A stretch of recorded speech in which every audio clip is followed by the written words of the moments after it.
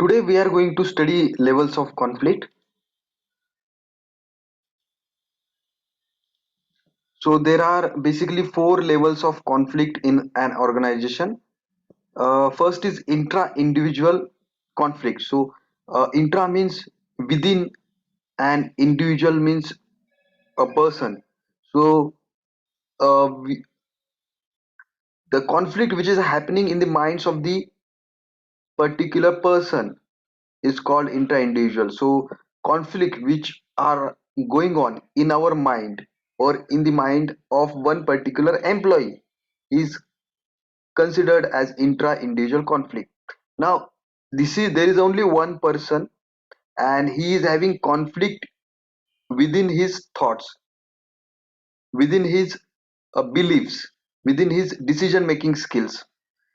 Second is intra-individual conflict. So first is there is only one individual, there is only one person, and he is having conflict with his thought process. And in the second conflict, there are two or more individuals, so two or more people fighting with each other is inter-individual conflict. Next is intra-group conflict. Intra-group conflict is, we said, intra means within group there is a conflict within one particular team. If there is a conflict, then we can say that is intra-group conflict. Suppose take the Tata Motors. If there is a conflict within the employees of Tata Motors, it is called as intra-group conflict. Or take the example of Infosys. If there is a particular team in Infosys, and if they are fighting with each other within that particular team, then it is called intra-group conflict. So this is intra-group conflict. Next is intergroup conflict. Inter means uh, between two groups. Inter means between two entities. So between two teams or two groups, if we have conflict, then we can call it as a intergroup conflict. Okay. So maybe in an organization there are two teams. Within that two teams, if we have a conflict, then it is called intergroup conflict. Or if uh, if one team from Infosys, one team from Wipro, one team from TCS, one team from Cognizant, if they are having conflicts, then it is called as intergroup conflict. So here, take the example of FMCG. So the marketing team of HUL is fighting with the marketing team of Procter and Gamble, is also fighting with the marketing team of Dabur, is also fighting with marketing team of Patanjali. Is if they are fighting with each other, if Patanjali, ITC, Nestle, Procter and Gamble, uh, Himalaya, Dabur, if these companies, if the marketing teams of these companies are fighting with each other, then it is called intergroup conflict. So here they have given some examples, like take the first uh, conflict, intrapersonal conflict, where we said that there is a conflict between thought process. So there is a goal conflict, there is a role conflict. So goal, a person cannot able to decide his goal, or there are so many goals and he's getting confused. Similarly, person is having so many roles and responsibilities, and he cannot able to concentrate, or he does not know how to achieve his goals, or how to complete his roles and responsibilities. So this is intrapersonal intrapersonal conflict. It happens due to frustration. Then interpersonal conflict, you might have uh, studied transaction analysis, Johari window, stroking, and live position. So these are the examples. I hope you have studied earlier. So I'm not going to explain it. But interpersonal conflict is very simple. This is the most common conflict. That is, conflict is happening between two uh, people, two individuals, maybe employee and his boss, like that conflict. Intra-group conflict. Intra-group conflict is conflict happening within particular team or group. So dispute between family members. So take the example of Ambani family, and there is a dispute between Mukesh Ambani and Anil Ambani. So that dispute is very good example of intra-group conflict. So similarly, in each and every family, we have members, and even if you take your family, if you take my family, there are members, and they are having some kind of dispute. It is called inter-group conflict. So this is a very good example that intra-group conflict is family conflict between family members.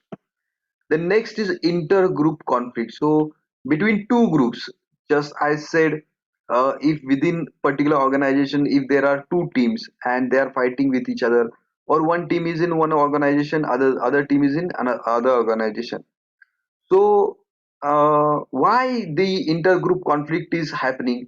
Suppose take the example of Tata Motors.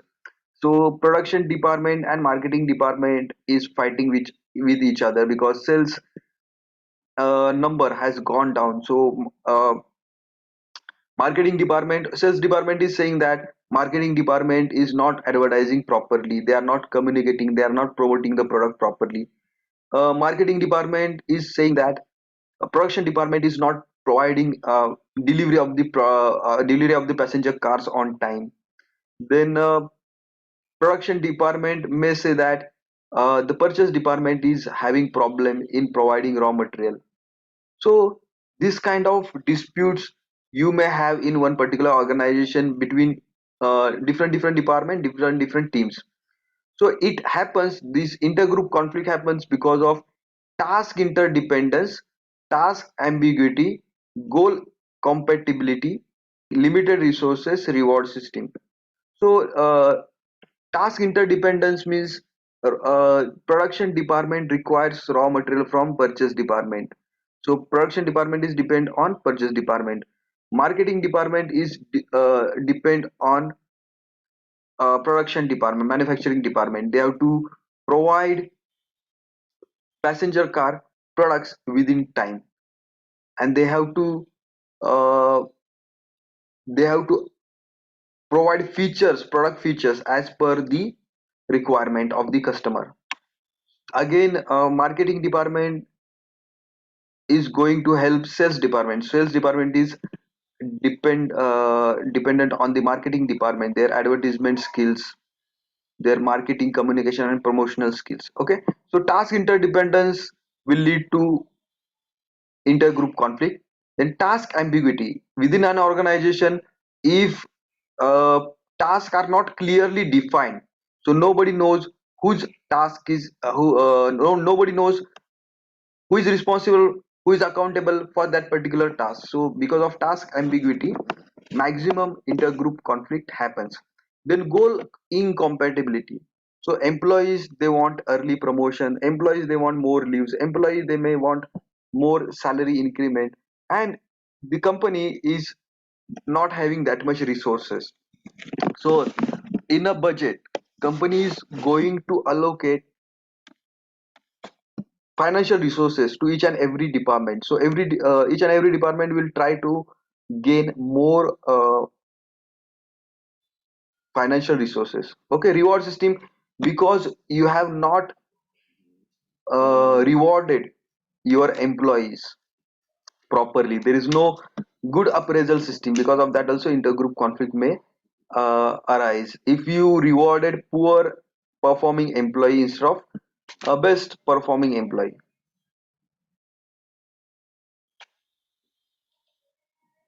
So we'll see one by one. First, we'll take individual conflict.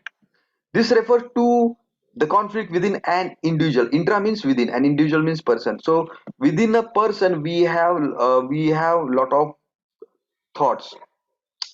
So if you say one thought can be generated within a second, so you may every day you may have almost 60 to 70 thoughts. Okay, so these thoughts, they may create confusion, they may be uh, not supplementary to each other, they may be contradictory to each other. Okay, so because of that also intra individual conflict may arise. People are not clear, people are not clear about their goals, people are not clear about their future. So because of that intra individual conflict arises. Intra-individual conflict arises from the frustration. People have frustration. People are performing poor. Because of that, they have frustration. They are not getting good salary. They are not getting good remuneration, good welfare activities, good benefits from the company. Because of that, they have frustration. Inflation is rising, then their situation is not improving, their standard of living is not improving. Because of that, they have a lot of frustration. And the second is numerous roles. So every individual, they have to perform many role. Suppose take a person who is performing role of employee. He is also father, he is also son, he is also friend to many people, he is also husband. So he has to perform many roles. He is also a good citizen of India, he is a responsible citizen, he is obedient employee. So because of lot of roles and lot of responsibilities, you may land in intra-individual conflict.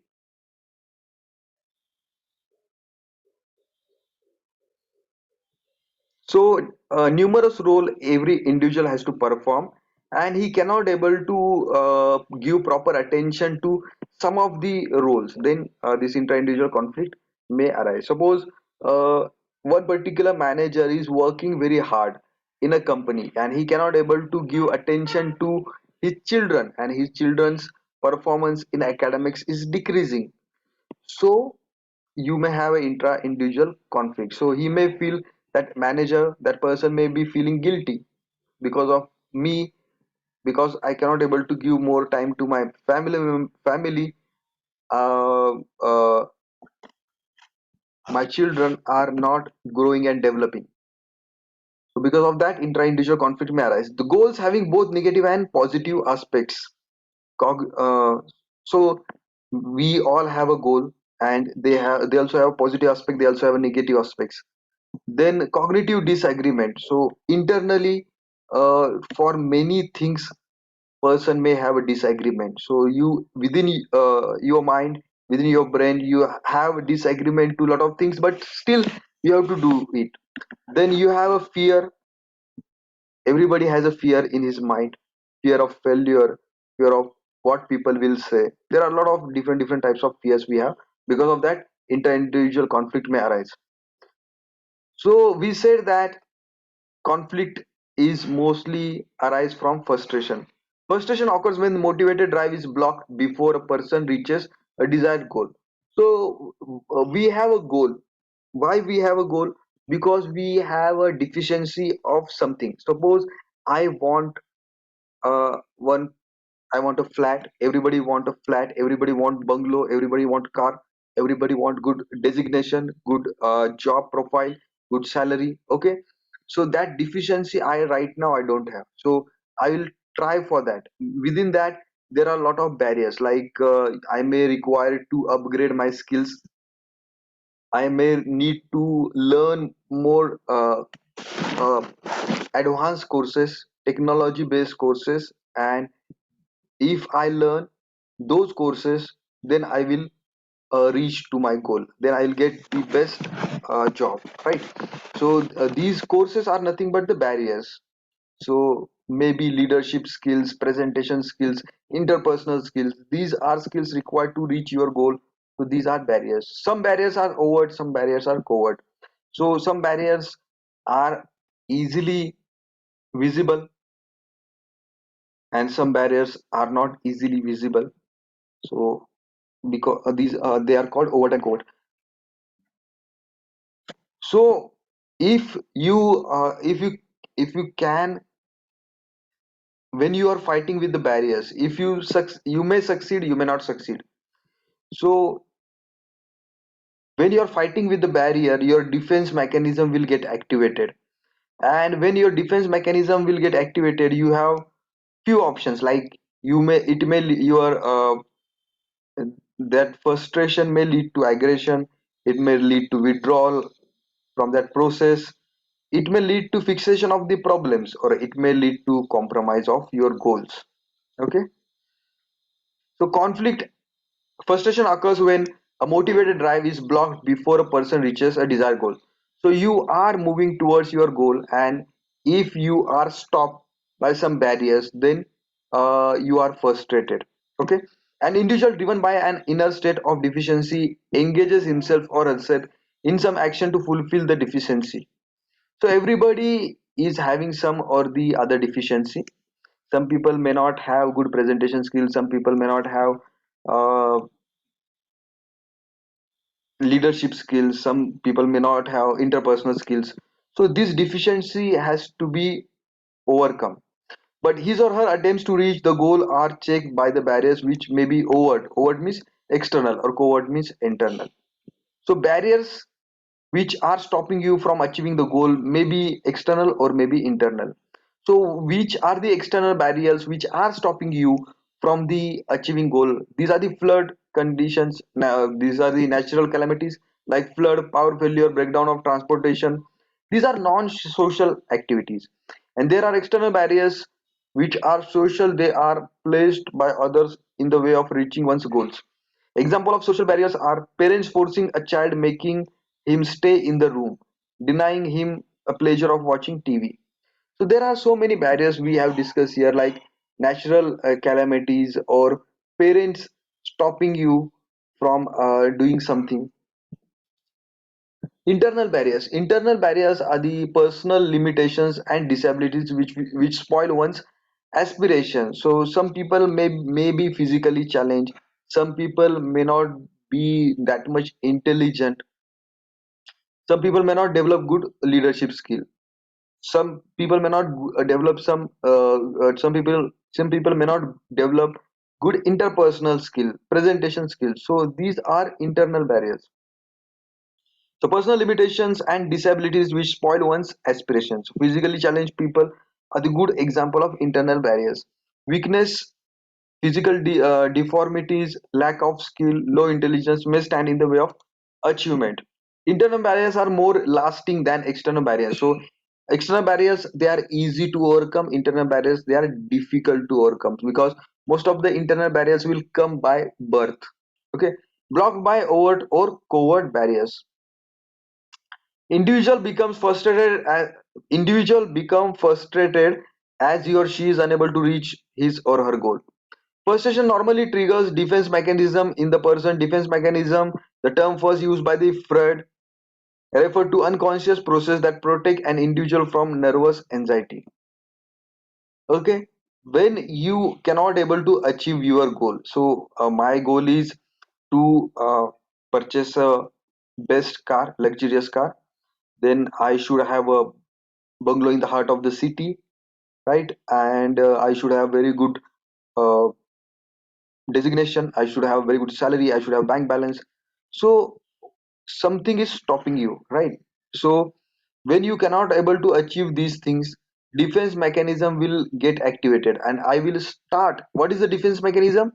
So one, if I cannot able to achieve all these things, bungalow, car, everything, bank balance, then I will start dreaming about it, and I will dream, and I will be happy by dreaming that, and my mind will create some illusion, some dreams, and my that need will be fulfilled for some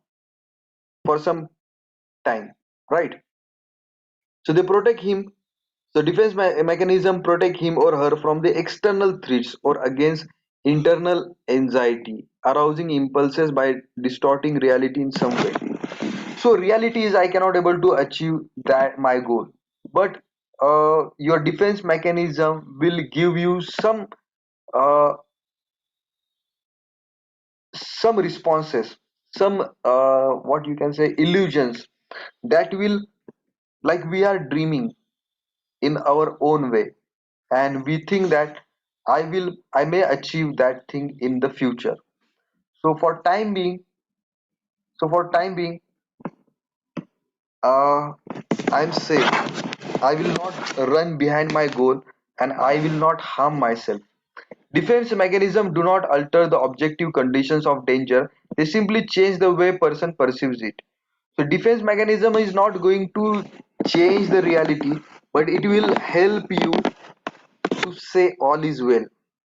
When we want to come out of some difficult situation, we say all is well.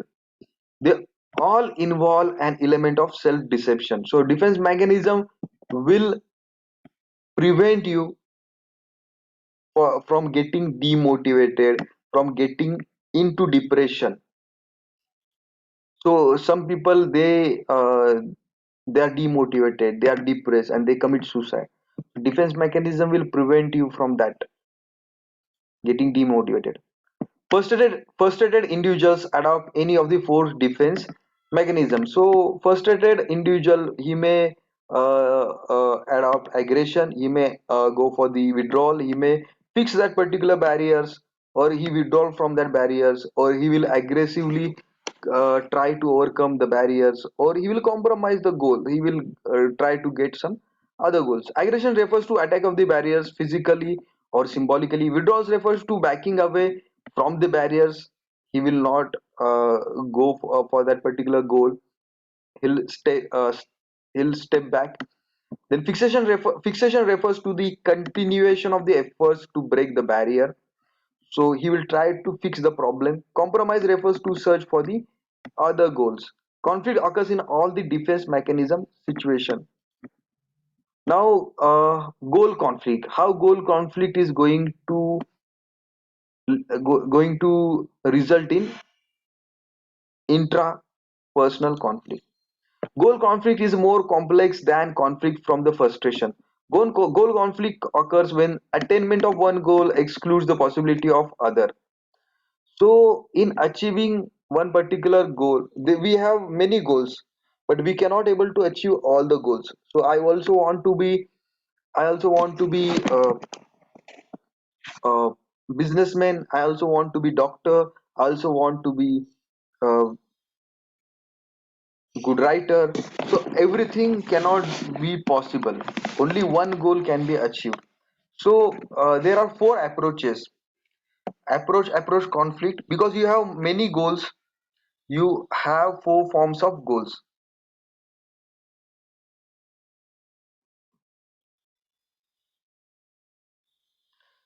So when you are going to achieve one particular goal, you will have four types of conflict. So approach conflict. While deciding which goal to pursue, you have four types of conflict. Approach conflict, approach avoidance conflict, multiple approach avoidance conflict. Now approach conflict. This conflict arises this conflict arises when the individual is caught between two or more positive goals. So you have two or more positive goals. You have suppose you have two three goals, both are good. Even any goal you choose, it is good for you. So when you have to make the choice between all the positive goals or all the good things, it is called approach conflict. Approach conflict is hardly a conflict. It is not a conflict. It is just to make a best choice. But the problem arises when the desirabilities of the choices are more or less equal. So all the choices are somewhat equal, then it is very difficult. For instance, a psychological conflict occurs when a person is hungry and sleepy at the same time. So you are very much hungry and you are very much sleepy and you don't know what to do. But you, even if you sleep, it is not going to harm you. It is also benefiting you. And even if you decide to eat and not to sleep, then also you will be benefited. It is not going to harm you. In the social context, the conflict may arise when one wants to go to political rally or swimming party which are scheduled for the same time. So again, one more example, either to go for the political rally or to go for the swimming party. Proverbial donkey is said to have starved to death because he stood halfway between two piles of hay and could not decide which to choose. So there is a proverb that there is a donkey who starved to death. He died because he has to make the choices between two piles of haze. So he cannot able to make the decision and he died. So this is the situation you have in uh, approach conflict. Actually, neither people nor donkeys starve to the death merely because they are in conflict with two positive goals. So nobody has any serious consequences while making decision between one approach and other approach, between approach conflict. Such a conflict is easily resolved by satisfying first one goal, then the other. For instance, eating first and then sleeping. So take the previous example, whether to eat or to sleep. So first you eat, then you sleep, or first you sleep, then you eat. There is not going to affect you seriously. Alternatively, this conflict is resolved by giving up one of the goal. So you have to leave one particular goal and you have to choose the best one and leave the other one. Obviously, the approach conflict does not generate much anxiety. So because of approach uh, conflict, you will not be demotivated or depressed. Often when the choice is made, decision regret may occur. So later on, when you made the choice, you may feel regret over the not choosing second option. The option not chosen now becomes more attractive simply because it was not chosen. So it is human tendency that option which we have not chosen, we regret for that, and it looks more attractive to us after taking decision. Decision regret may lead decision makers to reconsider the positive aspects of the chosen option and give them more weight to justify and validate the decisions made. So what people do normally when they take decision between uh, two or more options, positive options, and they try to justify the thing, they try to speak positive things about their option, because they don't they want to see themselves wise in the eyes of the friends or others. So it is normal behavior that when we purchase something, we try to say positive things about that. Second is approach avoidance conflict. So one good option we have and one bad option we have. When an individual is simultaneously attracted to and repelled by a single goal object. So in approach avoidance conflict, we have only one goal. In previous approach we have two or more goals, positive goals, but here we have only one goal and we try to approach it and we try to avoid it. For example, person picks up the telephone receiver and begins to dial the number of the someone from whom he or she wants to ask a favor, but fearing he or she may another person or be turned down insult the other person or be turned down, he or she quickly puts the receiver back on the hook. So they have given the example that you want to you want to take help from one particular person, and you try to call that particular person, you dial his number, but suddenly you stop to calling that particular person, because you may fear that if I go for the help and he's not in a good mood, he will make insult. So simultaneously we are trying to approach, and simultaneously we are trying to avoid that particular goal. Generally, the approach avoidance conflicts that are most pervasive and difficult to resolve takes place in the following. So independence versus dependence. So there are some more examples we have. In times of stress, one feels like resorting to the dependency characters of childhood to have someone to take care of the person and solve his or her problems. But he or she is taught to stand on his or her own feet, which is a mark of maturity. So there is one more example that when in the time of stress, in the time of difficulty, we want somebody to help us, like our father, mother, big brother, big sister, or our uncle, auntie. And simultaneously we are also taught by our parents or by in our school that we have to do things on your own. So dependence versus independence is one more example in cooperation versus competition. So you have competition with your friends, and you are also taught to cooperate with them. So many a times you have a conflict in your mind that whether to cooperate with your classmate or your friend, or compete with them. Next is impulsive aggression versus moral standard. So when you some people are short tempered and they get angry very soon, and after they shout at the others, after they angry on others, they may feel guilty. So this is the again one more example of conflict.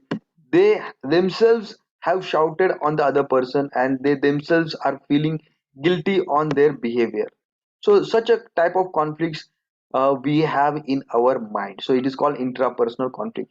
The approach avoidance conflict is the most relevant to the study of OB. So most of the time we have to handle this approach avoidance conflict in organization. Generally, organizational goals have both positive and negative aspects for the organizational participants. So employees, they have negative and positive aspects of organizational goal. For example, superior performance on the job and consequent accolades from the management contrasted with the sacrifice of family and outside pursuit. So one particular manager or one particular employee, he's working very hard in his organization, and he is not looking after his family members, or he's not paying attention to his family members. So one, while fulfilling the goal of organization, he is sacrificing his family members. Naturally, the organizational goal will arouse a great deal of conflict within a person. Naturally, the organizational goal will arouse a great deal of conflict within a person, can actually cause the person to vacillate anxiously at the point where approach equals avoidance. So we might have faced such a dilemma where we have to make one choice, and we don't know what choice is right. Our next is avoidance conflict. This occurs when the individual is forced to choose between two mutually exclusive goals, each of which possess unattractive qualities. So here we have two options, and we don't like both the options. Example, we have a ulcer, and doctor ask us to go for the surgery. So if you have a pain in your stomach, and the doctor diagnosed that it is ulcer, and you have to go for the surgery.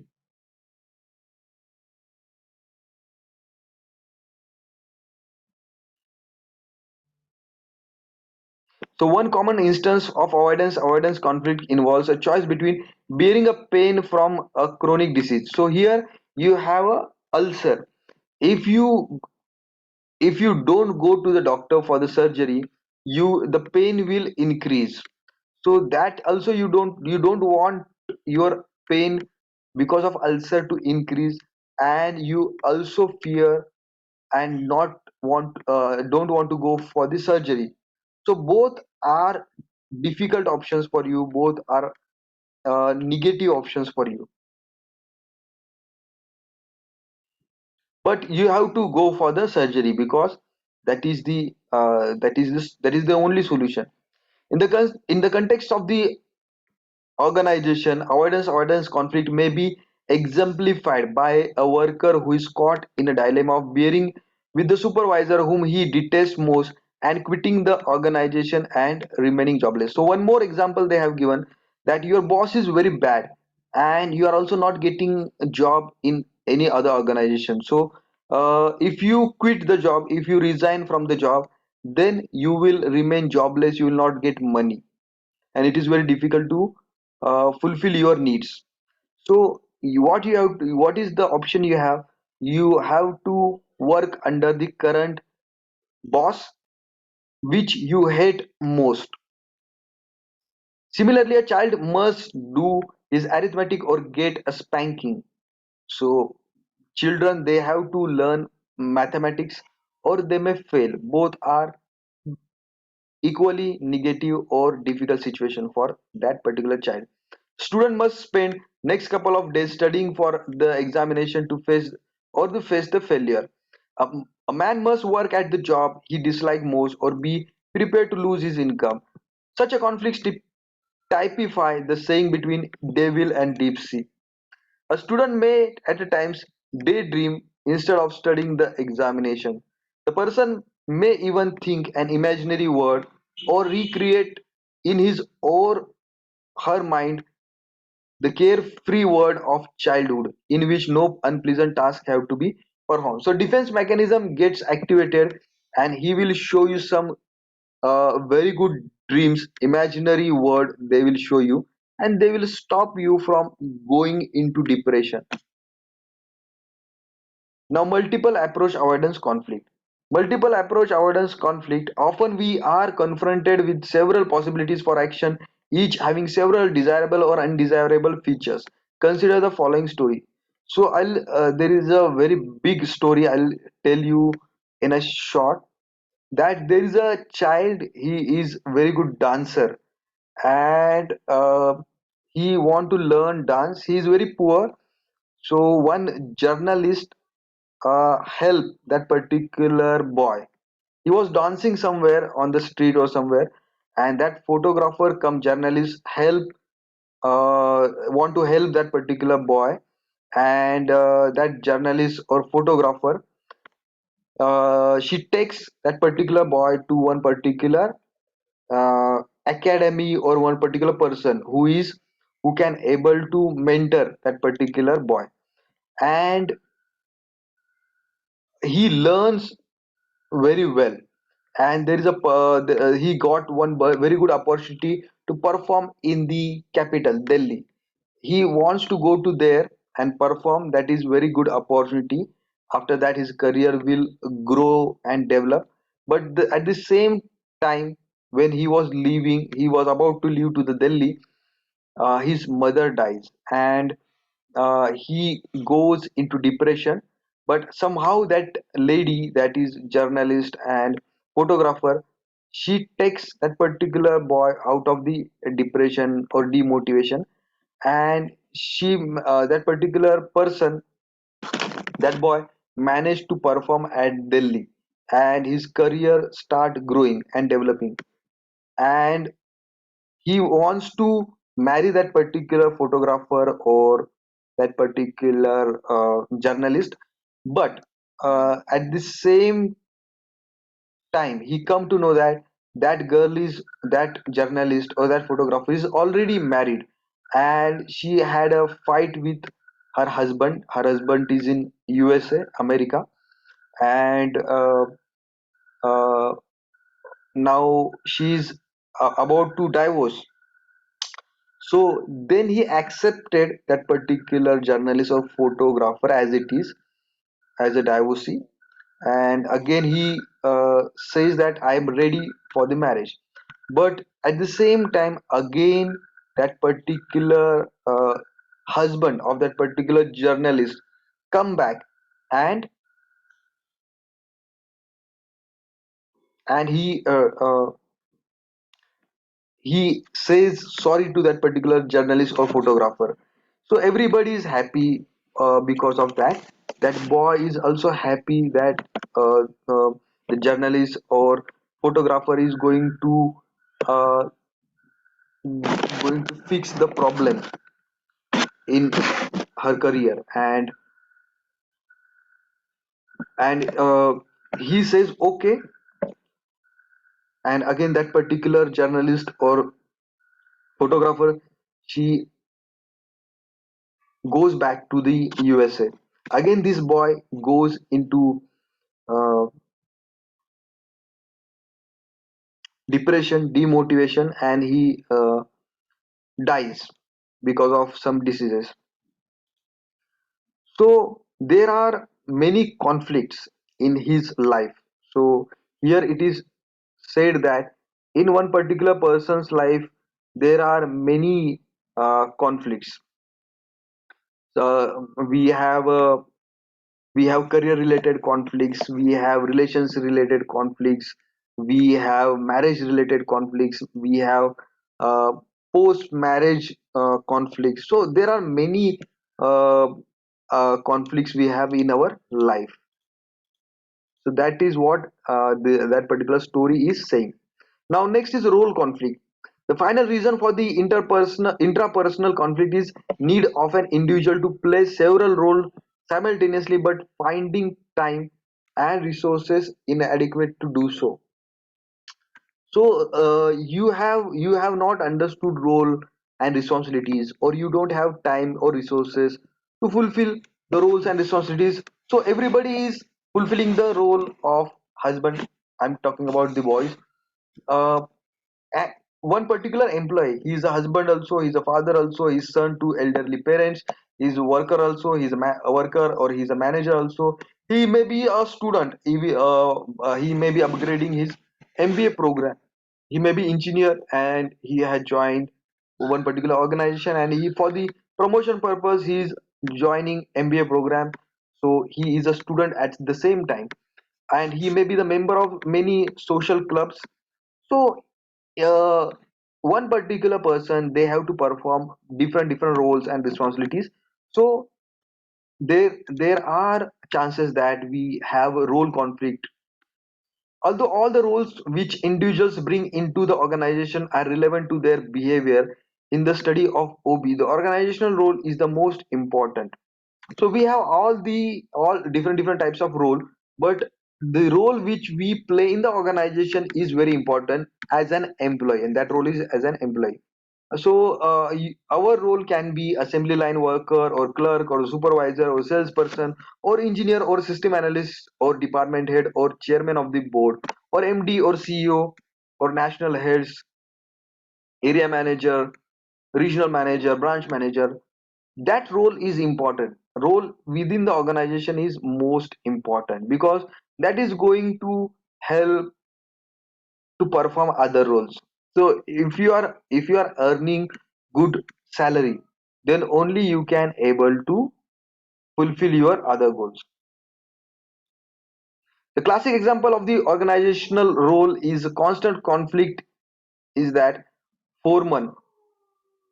So foreman is the employee who has recently promoted to a manager post, and he is not understanding whether he uh, till yesterday he was speaking in favor of employee, and now that particular person has to speak in favor of organization, and they have to speak against the employee. So he has a role conflict. Till yesterday, the foreman was a part of the workers. Today, he finds himself in the management cadre. The dilemma of the foreman becomes acute when there is a dispute between labor and management. So, whenever there is a fight between employee and management, this person who is recently promoted to manager, he is not understanding what to say, what to do. Now, cognitive dissonance, which means the disagreement which is there in our mind. Cognitive dissonance can lead intrapersonal conflict.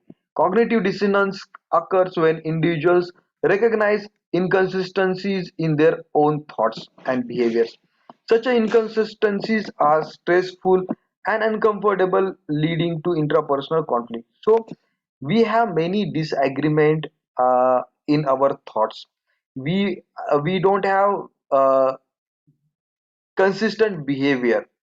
Most of the time we are stressed and we are uncomfortable in our life, so that may lead to conflict, intrapersonal conflict. Employees seek to remove inconsistency by changing thought or behaviors of obtaining more information about the issue that is causing the dissonance. So when there is a problem in our thoughts, when there is a problem in our behavior, we try to get more information about what to do, how to deal with this situation, how to make decisions.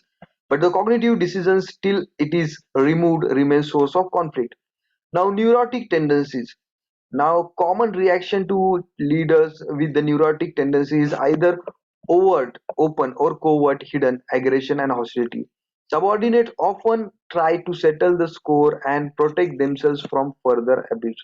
So sometimes the leader or the boss or the seniors, they are having some uh, ego, some attitude, uh, and they are not respecting the juniors or subordinates. And subordinates, they try to cope up, they try to manage, they try to uh, adjust with their boss. So this is the one more uh, way by which we have an intrapersonal conflict, because managers, senior authorities, senior management, they have hostility, they have ego, they have attitude towards their subordinates. So this is one more cause of intrapersonal conflict. These actions give the manager an even stronger sense of employee worthlessness. The manager's hostility and attempts to control and punish become even more vigorous.